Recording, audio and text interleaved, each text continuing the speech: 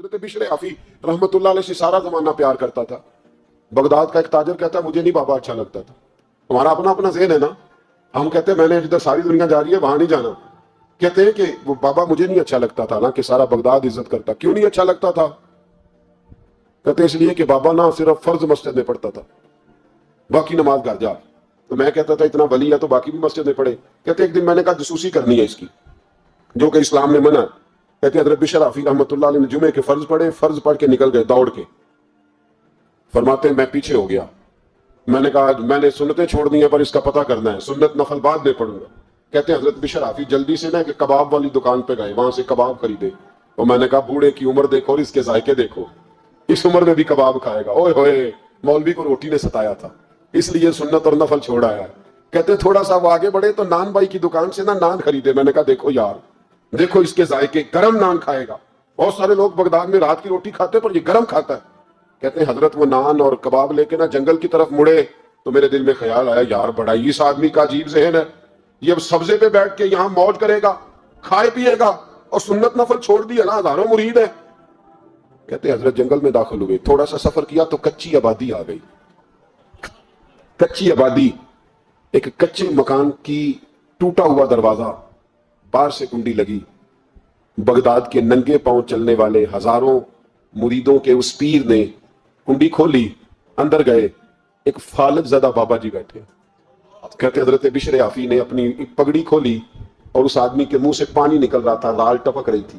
کہتے پہلے اپنی پگڑی سے منہ صاف کیا, پھر پیالے سے پانی ڈال کے منہ دھویا, پھر حضرت اس کے ٹانگوں پہ کپڑا ڈال کے روٹی کا لقمہ توڑ کے اس کے منہ میں ڈال کے کہنے لگے بابا ناراض نہ ہونا, جمعے والے دن مجھے دیر ہو جاتی ہے, ابھی تو میں نے سنت اور نفل بھی پڑھنے ہیں, ناراض نہ ہونا, مجھے دیر ہو جاتی ہے. کہتے ہیں وہ بابا رو پڑا اور کہنے لگا بشر یار 14 سال ہو گئے تو روز آتا ہے. 14 سال, یہ ایک صدی کا قصہ ہے, 2-4 برس کی بات نہیں. 14 سال سے تو روز آتا ہے, میں پتہ نہیں کب تک لاش بنے پڑا رہوں گا, تو کب تک آئے گا. حضرت بشر حافی نے بابے کے آنسو پوچھ کے کہا بابا فکر نہ کر, آج کے بعد یہ جملہ نہ کہنا کہ تو میرے لیے بوجھ ہے. فرمایا لوگ سمجھتے ہیں کہ میں نے عبادت کر کے مقام پایا ہے, لوگ سمجھتے ہیں میں نوافل زیادہ پڑھتا ہوں, دنیا جانتی ہے کہ میری رات کی تسبیح زیادہ مضبوط ہے, پر میں ان میں سے کوئی بات بھی نہیں. میں تو تیری نوکری کرتا ہوں تو اللہ نے میری عزتوں میں اضافہ فرما دیا ہے. سوچ ہی صاف نہیں, نظریہ ہی ٹھیک نہیں, فکر ہی ٹھیک نہیں. اسلام نظریے کا مذہب ہے, سوچ کا. مسند امام احمد بن حنبل کی حدیث سنیں, حضرت انس بن مالک فرماتے جب انسان نے روزہ رکھا ہوتا ہے نا تو روح ویسے ہی پاک ہوتی ہے اس کی. میں نے یہ سوچا کہ کچھ باتیں ایسی کی جائیں جس سے تھوڑی سی سوچیں بھی تبدیل ہوں, کچھ سوچوں کا وضو, سوچوں کا غسل, افکار و نظریات کی بھی بات ہو. ہم سمجھتے ہیں کہ شاید کثرت عبادت اصل ہے. اقبال کہتے ہیں یہ ذکر نیم شبی, یہ مراقبے, یہ سرور, تیری خودی کے اگر نگہباں نہیں تو پھر کچھ بھی نہیں. تیری خودی کے اگر, اور پھر عام چیز نہیں کہا, یہ ذکر نیم شبی, سویرے شہری کا ذکر, یہ مراقبہ, یہ جو تو گھنٹوں اللہ کی یاد میں بیٹھا رہتا, یہ سرور. کہتے بے کیف عبادت نہیں, سرور والی. یہ ذکر نیم شبی, یہ مراقبے, یہ سرور, تیری خودی کے اگر نگہباں نہیں, اگر تیرے نظریے کو نہیں بدل سکے, تیری سوچ نہیں بدل سکے, تیرا ایمان مضبوط نہیں کر سکے, تیری خودی کی اگر نگہباں نہیں تو پھر کچھ بھی نہیں. اور خرد نے کہہ بھی دیا لا الہ الا اللہ تو کیا حاصل, دل و نگاہ, دل و نگاہ, دل و نگاہ اگر مسلمان نہیں تو پھر کچھ بھی نہیں. دل و نگاہ. اقبال کہتے ہیں ایک دل کا کلمہ پڑھ, دوسرا نظر کا کلمہ پڑھ, ان پہ پابندی لگا. دل و نگاہ اگر مسلمان نہیں تو پھر تو کچھ بھی نہیں, کچھ بھی نہیں. حضرت انس بن مالک کہتے ہیں میں حضور کے پاس بیٹھا تھا, حضرت عبداللہ بن عمر بھی بیٹھے تھے. کوئی بات ہو رہی تھی, ایک حجرے میں بیٹھے تھے, دروازے پہ دستک ہوئی. مسند امام احمد میں حدیث ہے, نبی پاک علیہ السلام نے فرمایا انس دروازہ کھولو, دروازے پہ وہ بندہ ہے جس کو اللہ بغیر حساب کتاب جنت عطا فرمائے گا. وہ بندہ ہے دروازے پہ. حضرت انس بن مالک کہتے ہیں میں نے دروازہ کھولا تو بندہ دیکھا, غریب سا ایک انصاری صحابی, اور بندہ بڑا سادہ, وضو تازہ کر کے آیا تو پانی کے قطرے داڑھی سے بہہ رہے, اور چمڑے کے جوتے اس نے لپیٹ کے نا تو بغل میں چھپائے ہوئے. آ کے اتحیات کی حالت میں بیٹھا, حضور سے 2-4 باتیں کی, چلا گیا. ہم اس کا رنگ دیکھتے رہے اور مصطفیٰ کا کرم دیکھتے رہے. اس کو حضور نے جنتی کہا ہے. کہتے ہیں اگلے دن اسی ٹائم اسی وقت ہم حضور کے پاس بیٹھے تھے, پھر دروازے پہ دستک ہوئی. حضور نے فرمایا دروازہ کھولو, دروازے پہ وہ بندہ ہے جسے اللہ بغیر حساب کتاب جنت عطا فرمائے گا, بغیر حساب. کہتے ہیں دروازہ کھولا اور جیسے ہی میری نظر پڑی, بندہ بھی وہی ہے جو کل آیا تھا, اور انداز بھی وہی ہے جو کل تھا، اسی طرح پانی کے قطرے، اسی طرح جوتے بغل میں، السلام علیکم، کل حضور فلاں بات کی تفصیل پوچھنی مجھ سے رہ گئی تھی، غلطی ہوگی، دوبارہ آیا ہوں۔ اس نے اپنی گفتگو کی، چند جملوں میں بات سمیٹی، چلا گیا۔ فرماتے اتفاق کی بات کہ دن تیسرا، بندے بھی ہم دونوں، میں اور عبداللہ ابن عمر، حضرت انس بن مالک کہتے ہیں دونوں بیٹھے تھے، سیم ٹائم سیم ڈے۔ پھر دستک ہوئی، حضور نے فرمایا دروازہ کھولو، اور مسکرا کے فرمایا دروازے پہ وہ بندہ ہے جسے اللہ بغیر حساب کتاب جنت عطا فرمائے گا۔ کہتے کھل اٹھے ہمارے چہرے، باہر گئے، دستک ہوئی تھی، دروازہ کھولا۔ فرماتے مجھے یقین تھا وہی ہوگا جو 2 دن پہلے آیا تھا، اور میرے یقین کے مطابق ہی کام ہوا، وہی بندہ تھا جو کل بھی تھا، جو پرسوں بھی تھا، حالت اور کیفیت اور انداز بھی وہی تھا۔ پانی کے قطرے بہ رہے ہیں، اور اس شخص نے جوتے بغل میں دبائے ہوئے خدمت میں حاضر ہوا، بیٹھ گیا، بات چیت کی، چلا گیا۔ حضرت انس بن مالک کہتے ہیں تھوڑی دیر ہوئی تو حضور بھی تشریف لے گئے۔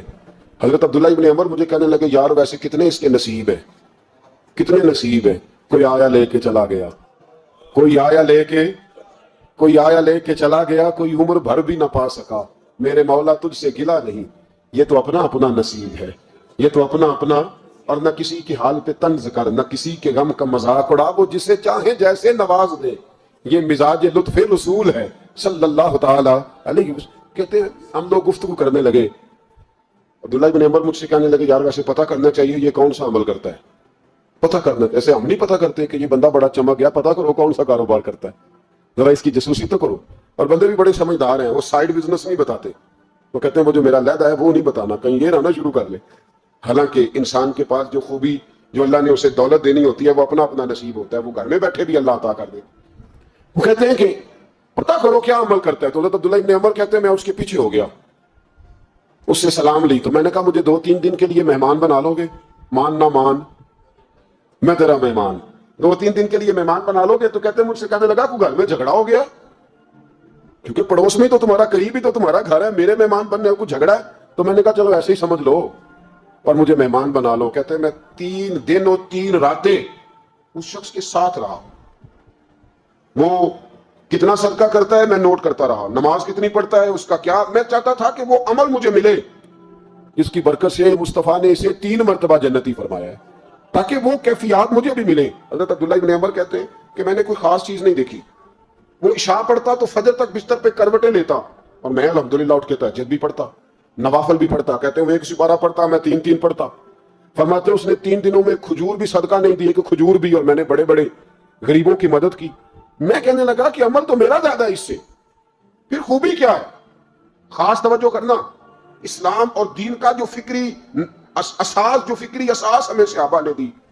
حضرت عبداللہ ابن عمر کہتے ہیں میں نے تیسرے دن اسے کہا بھائی اللہ تیرا بھلا کرے، تو نے بڑی خدمت کی، میں نے جانا ہے میرا کوئی جھگڑا نہیں ہوا تھا، میں تو بس تیرا عمل دیکھنے آیا تھا کہ تو عمل کیا کرتا ہے۔ تو وہ صحابی کہتے ہیں مجھے کہنے لگے یار تو میرا عمل دیکھنے آیا تھا، مجھے بتا تو صحیح کیا نے اور کیوں دیکھنے آیا میرا عمل، تجھے کیا ضرورت پڑی میری جاسوسی کی؟ تو کہتے ہیں مجھ سے جب اس نے سوال کیا تو میں نے اس کو کہا بھائی تو 3 دن آیا نا، ہم بیٹھے ہوئے تھے، کہا ہاں میں آتا رہا ہوں، کہا 3 دن نبی پاک نے فرمایا اللہ تجھے بغیر حساب کتاب جنت عطا فرمائے گا۔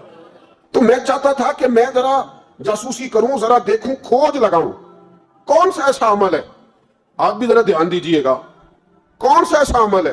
حالانکہ تو عشاء پڑھتا ہے، اٹھ کے فجر پڑھتا ہے، میں تہجد بھی پڑھتا ہوں، تیرا سپارہ 1 ہے میرے 3 ہے، کون سا ایسا عمل ہے جس کے سبب تجھے جنت ملے گی؟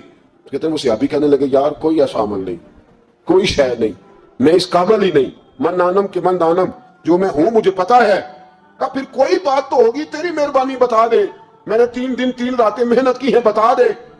کہتے ہیں وہ کہنے لگے اگر تجھے بتاؤں نا تو پھر سن، میں جب رات کو سوتا ہوں تو اپنے دل پہ نظر ڈالتا ہوں، اور سویرے جب اٹھتا ہوں تو پھر اپنے دل پہ نظر ڈالتا ہوں، موبائل پہ نہیں، کنجی پہ نہیں کہ چابیاں کدھر ہے، بٹوے پہ نہیں، میں رات کو سوتے ہوئے بھی اپنے دل پہ نظر ڈالتا ہوں، سویرے اٹھتے ہوئے بھی میں سب سے پہلے اپنے دل پہ نظر ڈالتا ہوں۔ فرماتے ہیں الحمدللہ میرے دل میں کسی کا حسد نہیں ہے، کسی کے بارے میں کوئی کینہ نہیں، کوئی کسی کے بارے میں میل نہیں، میں اللہ کے ہر بندے کے بارے میں سوچ، نظریہ، فکر اچھی رکھتا ہوں۔ اور فرمایا میں تیرے بارے میں بھی عبداللہ یہی سوچتا ہوں کہ تو مجھ سے زیادہ نیک ہے۔ الحمدللہ اس وقت بھی میرا ذہن یہ ہے کہ انس بن مالک مجھ سے زیادہ پرہیزگار ہے، اس وقت بھی میری سوچ یہ ہے کہ محبوب کے سب صحابہ میں سب سے کمزور میں ہی ہوں۔